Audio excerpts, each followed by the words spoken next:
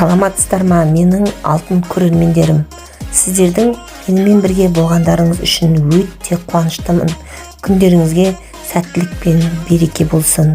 Бүгін мен сіздерге өте жеңіл салат дайындадым.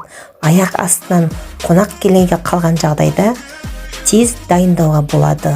Бұл салаттың құрамына бірнеше зат кіреді.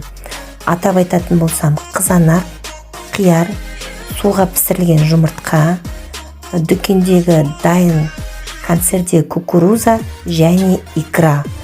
Жоғарыда айтылған заттардың бәрін турап, әдемдеп тарелкаға салып, ортасына майонезді құямыз. Сонымен салатымыз дайын, ас болсын.